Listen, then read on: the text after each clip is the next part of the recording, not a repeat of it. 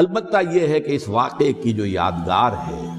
اس میں کوئی شک نہیں ہے کہ اس نے مسلمانوں میں سے ایک گروہ کے دل میں قربانی اور شہادت کا جذبہ بہت پیدا کیا، اس میں کوئی شک نہیں۔ اور جس طریقے سے کہ عاشورہ محرم میں یاد منائی جاتی ہے، جس طریقے سے اس نے اہل تشیع کے اندر قربانی کا جذبہ بے انتہا پیدا کر دیا، اگرچہ وہ جذبہ بروئے کار نہیں آتا، اس لیے کہ ان کے ہاں یہ عقیدہ ہے، یہ طے ہے کہ جب تک حضرت مہدی ظاہر نہیں ہوں گے ہم کسی کے خلاف بغاوت نہیں کریں گے۔ یہ پوری تاریخ میں ان کا معاملہ رہا، تمام جو ہے ائمہ اہل بیت کا معاملہ رہا۔ جب تک مہدی نہیں آتے keep sitting and keep waiting, wait and see, that's all۔ یہ تو خمینی صاحب نے کیا ہے، آیت اللہ خمینی صاحب نے،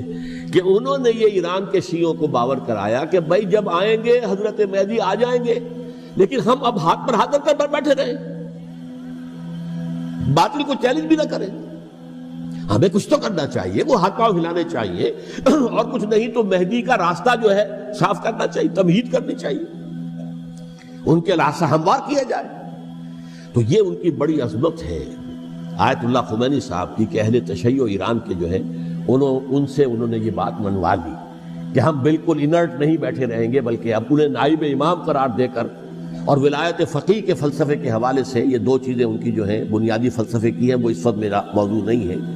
انہوں نے عوام کو ایسا کھڑا کیا ہے کہ 20,000 سے لے کر 30,000 کے درمیان انسانوں نے جانیں دے دی، عورتوں کے جلوس نکلے، شیرخوار بچہ گود میں ہے عورت کے اور گولی کھا رہی ہے، مر رہی ہے، گر رہی ہے۔ آپ سوچئے زندگی کتنی عزیز ہوتی ہے، اور شیرخوار بچے کے لیے ماں کی جو زندگی ہے اس ماں کو اپنی زندگی کتنی عزیز تر ہوگی کہ اپنے لیے نہیں تو اس بچے کے لیے مجھے جینا ہے، لیکن نہیں، گولیاں کھائیں گری۔ یہ جذبہ انہی میں ہے۔ واقعہ یہ ہے کہ اہل سنت کے اندر یہ جذبہ نہ ہونے کے برابر ہے۔ یہ میں واشگاف الفاظ میں کہہ رہا ہوں، پورے عالم اسلام میں صرف شیعہ ایران ایسا نکلا ہے کہ جس نے بادشاہت کا خاتمہ کیا، باقی سعودی عرب میں بادشاہت بیٹھی ہوئی ہے، ڈٹ کر بیٹھی ہوئی، اربوں ڈالر کا ایک ایک محل بنتا ہے ان بادشاہوں کا، اور سنی سن ہے، سن، کوئی حرکت نہیں۔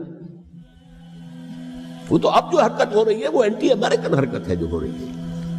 وہ در حقیقت وہ مسئلہ بالکل دوسرا ہے جو اس وقت ہو رہا ہے، لیکن یہ کہ عالم اسلام میں کوئی تحریک ایسے نہیں اٹھی۔ یہ اہل تشیع میں ہے جو بالکل استثنائی بات ہے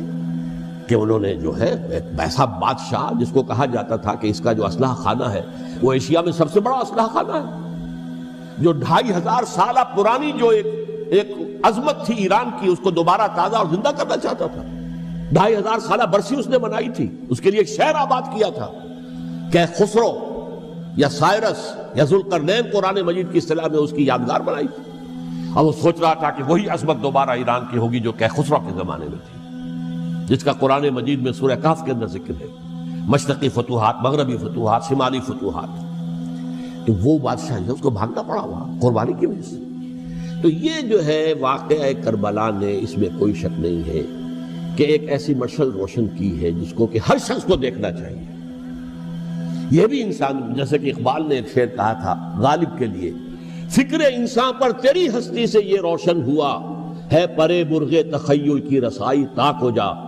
تو فکر انسان پر حضرت حسین کی قربانی سے یہ واضح ہوا ہے کہ انسان کس حد تک جا سکتا ہے قربانی دینے کے لیے اپنے کسی مقصد